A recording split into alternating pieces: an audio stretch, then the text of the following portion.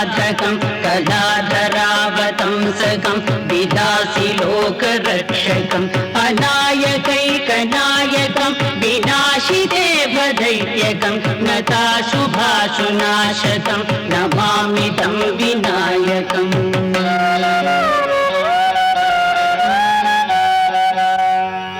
न तेतरातिभीकरं न बोधितार्कभास्वरं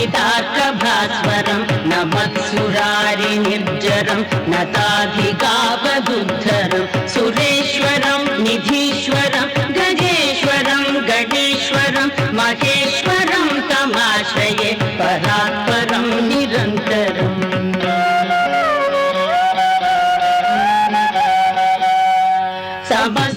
समस्तलोकशङ्करं निरस्तदैत्यकुञ्जरं दरेतरोदरं वरं वरे भवत्रमक्षरं कृपाकरं क्षमाकरं मुदाकरं यशस्करं मनस्करं नमस्कृतां नमस्करोमि भास्वरम्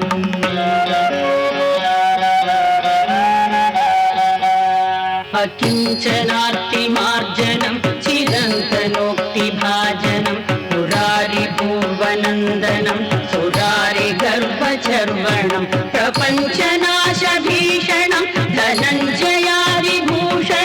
कपोलदानवारणं भजे पुराणवारणम्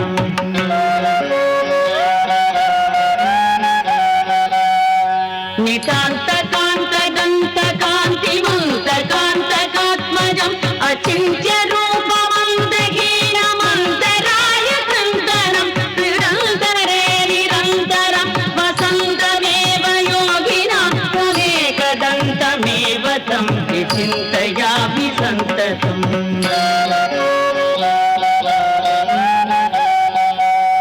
महागणेश पञ्चरत्नमादरेण योन्वहं प्रजल्पति प्रभातके हृदि स्मरन् गणेश्वरं हरोगदामदोषदां सुसाहितीं सुपुत्रतां समाहितायुरष्टभूतिमभ्युप